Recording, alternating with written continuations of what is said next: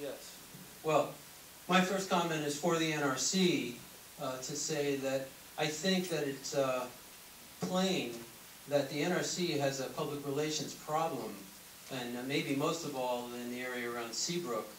If you as staff members of NRC are interested in helping that process along, it might help to convince the general public that you do actually care about the general public coming to meetings like this, if in fact the comments that were made and documents that were submitted to NRC actually got reviewed in time to be a part of reporting, and so that comments such as my own and other people's that are coming forward somehow do get incorporated into your hearing process.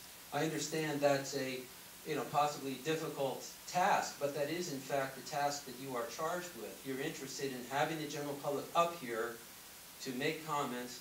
I think the general public would like to see, our comments be made a part of this process.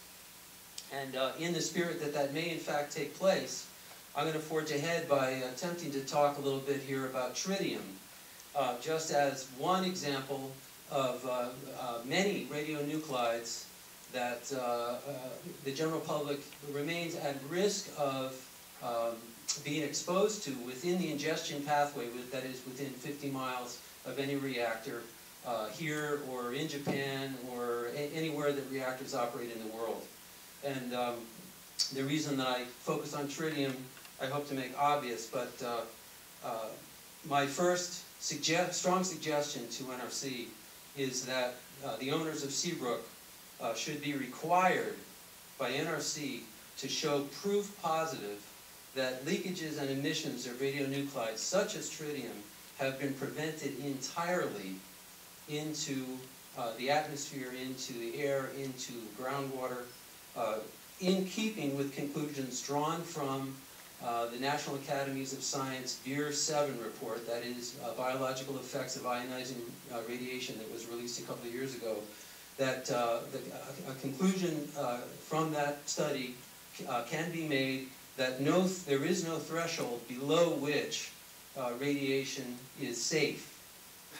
And if NRC were actually to enact their regulations based on National Academy's findings, that should mean that nuclear plants, atomic plants like Seabrook, should not be emitting radionuclides. Now, I'm focusing on tritium for good reason.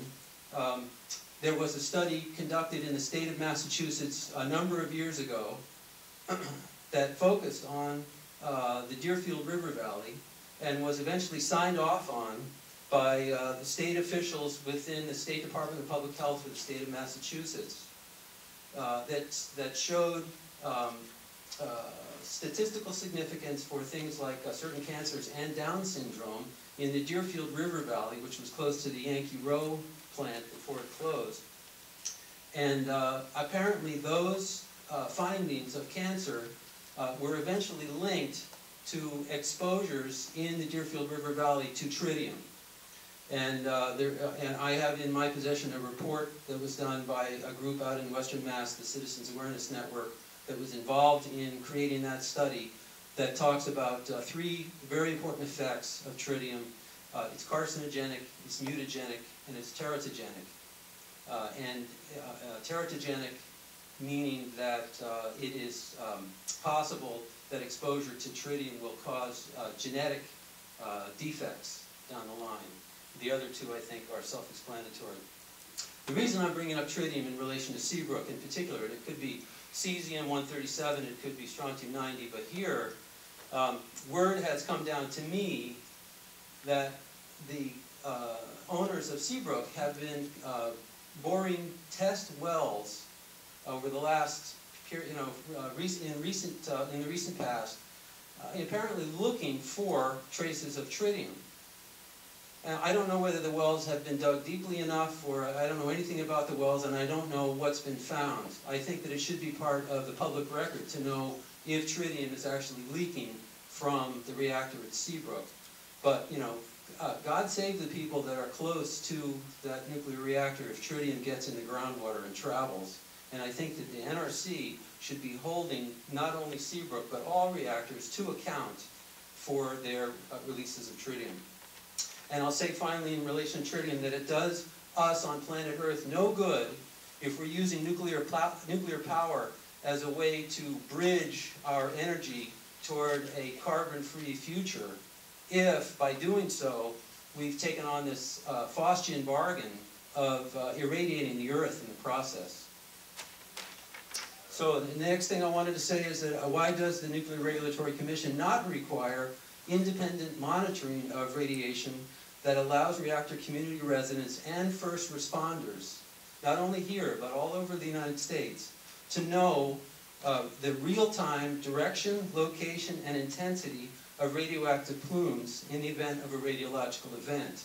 If that were put in place, if that had been put in place 15 years ago for reactors around the country, such as Seabrook, and the NRC was actually looking at that information as a part of its evaluation of relicensing, then the NRC would have some strong data on which to base the actual safety of this plant. But without that information, what do you really have for data as far as the health and safety of the local environment if you don't actually know what radiation is being emitted? So that should be done not only here, but that should be done all over the world. And I want to point out, for those of you that don't know, that there's one group in this area, the Citizens C10 Research and Education Foundation out of Newburyport, Massachusetts, that at this time has the model independent monitoring system in the entire United States. And we have actually had visitors from Fukushima come to C10 because people all over the world have suddenly become interested in how to properly monitor for radiation. My last two items have to do with hardened on-site storage of spent fuel. You should be requiring hardened on-site storage as a prerequisite for relicensing. And I'm also curious to know, and I can just leave this as an open question, if there's any consideration being given to the potential for inundation of coastal floodplains over the next 25 years. If you're considering relicensing at this time, then you have to be considering inundation in relation to global warming. Thank you.